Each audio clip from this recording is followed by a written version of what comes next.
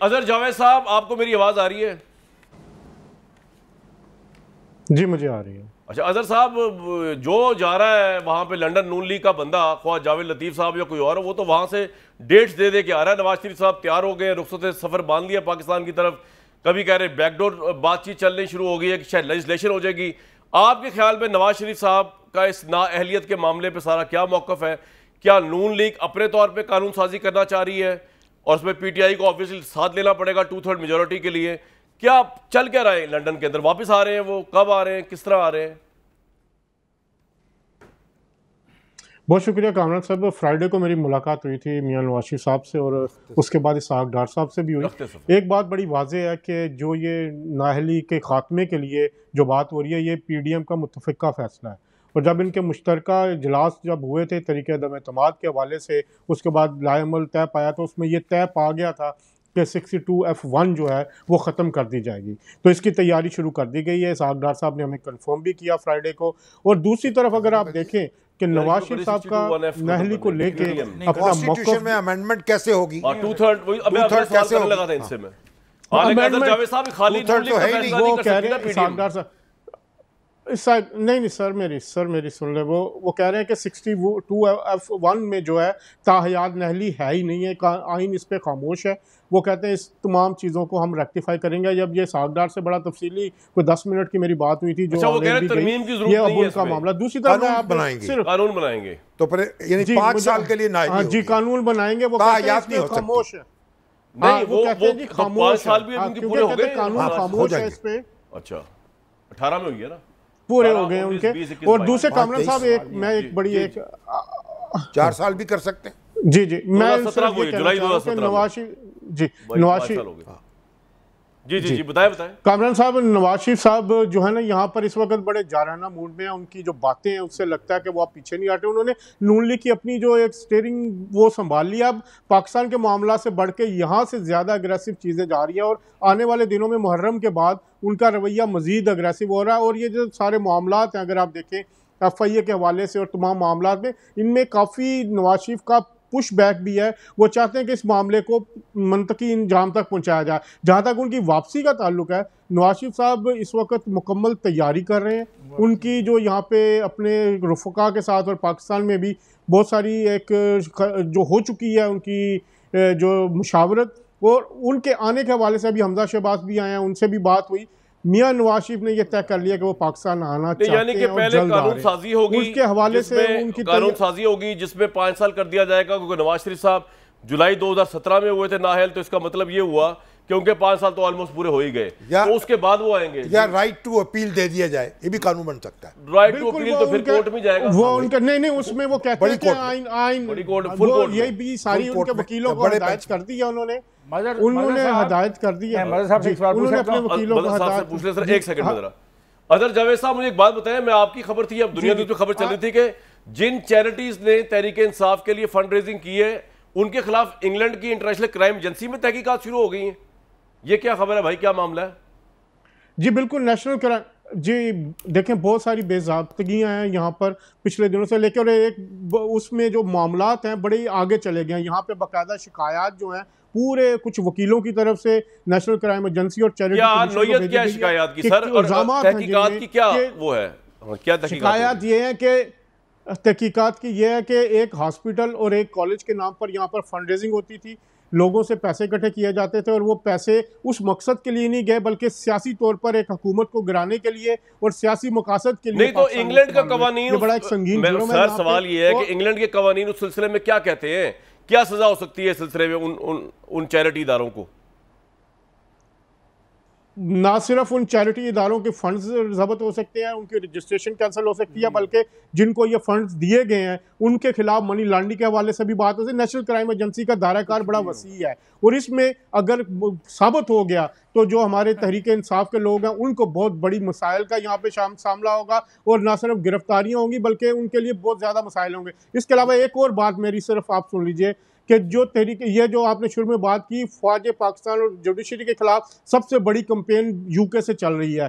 सबसे ज़्यादा इनके तरीके इंसाफ के जलसों में ना सिर्फ आर्मी चीफ के खिलाफ बैनर्स लगे, जुडिशरी के खिलाफ बैनर लगे, और अभी भी सोशल मीडिया के जो बड़े अकाउंट्स ऑपरेट हो रहे हैं यहाँ से, वो यहीं से फौज पाकिस्तान के खिलाफ तो फिर आप हुए ना, हमें यहाँ से भी रोकना होगा। यहाँ पे जो आपसे पूछना चाहिए क्या कर रहे हैं, करवा रहे हैं हमारे मुल्क से हो रहे हैं, रोकना है आप उनके। और एक बात और बताऊं कि यहाँ पे जो हमारे मुल्क दुश्मन ममालिक हैं वो इसको बकायदा फंड भी कर रहे हैं। ये इल्जामात हैं और इनकी भी तहकीक होनी चाहिए कि यहाँ पे इतने इल्जामात है। बिल्कुल मेरे साथ रहिएगा, आपने कुछ करना है। मदर साहब सवाल है, अदर साहब साथ ही रहिएगा। मदर साहब मेरा एक सवाल है कि क्या सिंपल मेजॉरिटी से 62F1 में तरमीम हो सकती है? मेरा नहीं ख्याल इफ्तिखार साहब, मेरा ख्याल है पिछले दिनों एक लॉयर से बात हो रही थी तो उन्होंने ये कहा था कि इसके लिए आपको कॉन्स्टिट्यूशनल अमेंडमेंट के लिए आपको 2/3 मेजॉरिटी चाहिए।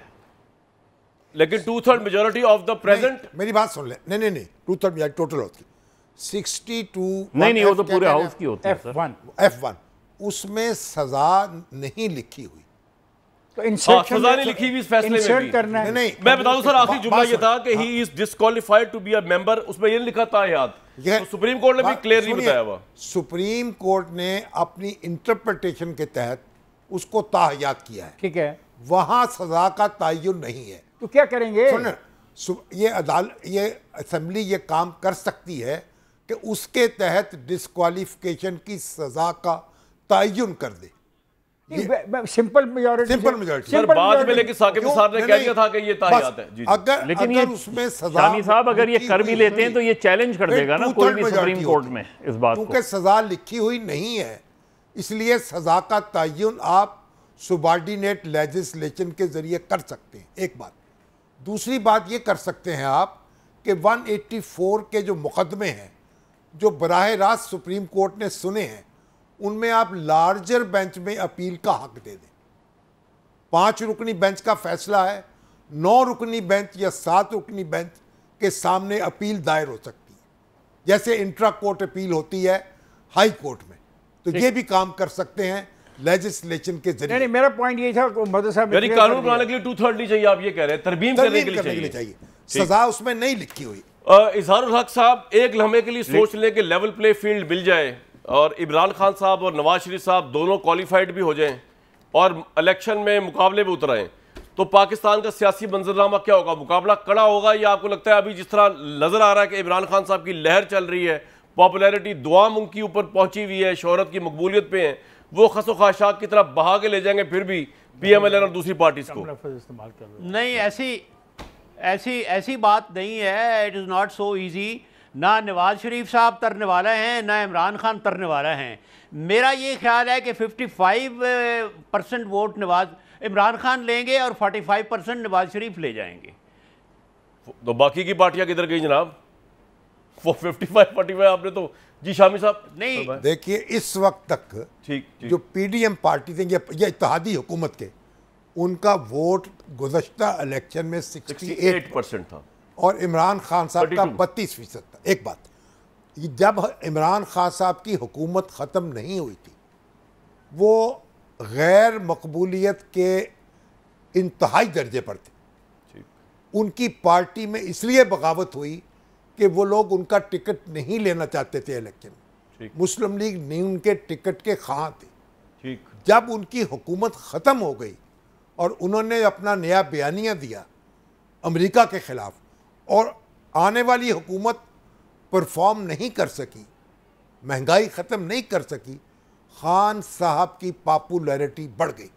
ठीक, इसका मतलब ये हुआ पॉपुलैरिटी कोई लोहे की तरह नहीं होती, ऊपर नीचे आती रहती है, ये बर्फ की तरह है। इफ्तिखार साहब, इसलिए पॉपुलैरिटी के मुस्तकिल, लेकिन सर एक मिनट साहब ये भी बता देना, अगर नवाज शरीफ मुकाबले में उतरे हो अहल होकर और इमरान खान भी अहल हो, मेरी ख्वाहिश ये है इमरान खान भी अहल हो, नवाज शरीफ भी अहल हो, मुकाबला मैदान में उतरे, बराबर कर वो पड़े, मुकाबला करें, लोग जिसको चाहें वोट दें। अच्छा, मैं प्रेडिक्शन ये कर रहा हूँ कि अगर पाकिस्तान में इंतखाबात हुए अगले साल या कभी भी, तो हंग पार्लियामेंट आएगी, किसी पार्टी के पास भी इतनी नशस्तें नहीं होंगी कि वो सिंगल लार्जेस्ट पार्टी के तौर पे इमर्ज करे कौमी असम्बली में। और मैं तो आपको बता दूं कि कोalition गवर्नमेंट का तजर्बा ये जैसा औखा का कामयाब अगर चल रहा है तो ये मिल के फिर गवर्नमेंट बना लेंगे। मेरी ख्वाहिश जो है अगर 2/3 नहीं होती इमरान मेरी के ख्वाहिश पास। तो और है, आपकी क्या है? नवाज शरीफ साहब वापस आए, उनकी नाहली खत्म हो, जो बात इमरान खान साहब ने कही है, नाहली, उसी किस्म की बात की है। इमरान खान साहब अहल रहें, इलेक्शन लड़ें, मुकाबला करें, लोग जिसको चाहें वोट दे दें। मजहर साहब आपको क्या लग रहा है मंजरनामा? दोनों अहल होते हुए लड़ते हुए नजर आ रहे हैं एक दूसरे के मेरी साथ, ख्वाहिश है नवाज शरीफ साहब और इमरान खान साहब। देखिए सबसे अहम बात यह कि इलेक्शन कब होते हैं। इलेक्शन इस साल मुझे होते हुए नजर नहीं आ रहे, इलेक्शन मुझे वक्त पे ही होते सर नजर आ रहे अस्यूम हैं। कर ले कि नेक्स्ट ईयर होंगे अपने टाइम से, मरदमशुमारी हम होगी। अस्यूम कर रहे हैं तजिए के लिए। इलेक्शन से पहले मरदमशुमारी होगी और मरदमशुमारी के बाद हल्का बंदी होगी, वो मार्च तक ये प्रोसेस कंप्लीट होगा। लेकिन इस वक्त जो गवर्नमेंट के लिए सिर्फ एक ऑप्शन है कि अगर वो महंगाई को कंट्रोल नहीं कर सके तो इमरान का बयानिया मजबूत से मजबूत तर होता जाएगा। अगर उन्होंने महंगाई को कंट्रोल किया, लोगों को रिलीफ दिया, तो आप चीज़ों में तब्दीली देखेंगे। अदरवाइज मुझे इमरान खान का वो बयानिया नहीं कमज़ोर होता नज़र आ रहा अगर महंगाई को कंट्रोल नहीं किया गया। तो बयानिया वैसे है क्या? इंपोर्टेड गवर्नमेंट, गद्दारी, साजिश। आपको ओ जी मेरा तो मामला ही और है। आपका क्या मामला? बयानिया कमजोर हो, ताकतवर हो, मुझे इससे गरज है। मुझे मुकाबला होगा बराबर का होना चाहिए। मुकाबला हो, दोनों मैदान में हो। पंजाब की गवर्नमेंट उनके पास है फिलहाल, वो भी ये भी नहीं, पंजाब की गवर्नमेंट उनके पास है, लेकिन उनकी बात सुने, केयर टेकर गवर्नमेंट कराएगी ना इलेक्शन। तो सर पंजाब की तो है उनके पास। सर अगस्त तक तो है ना, फिर हाँ अगस्त तक है, हुकूमतों से अच्छी बात है। अगले साल अगस्त तक तो है ना। परवेज इलाही साहब परफॉर्म कर जाएंगे, अच्छी बात है। इमरान खान साहब पंजाब में तो अच्छा मुकाबला होगा। इजहारुल हक साहब आपको क्या लग रहा है? वन साइड मैच लग रहा है? खैबर पख्तूनख्वा में मुझे कोई चैलेंजर नहीं नजर आ रहा ना, एज सच। हो सकता है कि हो, लेकिन मुझे तो नहीं कम से कम नजर आ रहा। तो मुकाबला पंजाब में ही है। जी इजहारुल हक साहब मुकाबला कहाँ है? कामरान साहब देखें, महंगाई तो कम नहीं होगी क्योंकि जो हमारे माशी हालात हैं, कोई प्रोडक्शन नहीं है, कोई इकनॉमिक एक्टिविटी नहीं है। तो इसका ये मतलब नहीं कि इमरान खान साहब का ये बयानिया सस्टेन करेगा। अगर महंगाई इसी तरह रही तो लोग इसको कबूल कर लेंगे, लेकिन इमरान खान साहब का बयानिया वक्त के साथ साथ, अभी देखें जैसे जो कुछ इन्होंने केपी में किया तो वो अमेरिका वाला बयानिया तो धड़ाम से गिर गया। तो जरूरी नहीं है कि ये उनका बयानिया अभी नहीं गिरा माय फ्रेंड, अभी नहीं गिरा। इमरान का बयानिया अभी नहीं गिरा। इमरान का जादू अभी सर चढ़ के बोल रहा है। वही बात कह रहा है जो मैंने कही, तो मानता नहीं है। मैं कहता हूँ कि इमरान खान के क्या फिक्र है? मैं अदालती फैसले की बात कर रहा हूँ, मैं टेक्निकल नॉकआउट की बात कर रहा हूँ, आप पॉपुलैरिटी की बात कर रहे हैं। बात ही में कर रहा, वो क्या फिक्रा बोला उनके वो दोस्त ने, वो क्या नाम है वो? मुझे इजाजत दीजिए, हम आपस में बात कर लेते हैं लोगों से। मैं कहता हूँ कि इमरान खान के खिलाफ कुछ भी नहीं होगा।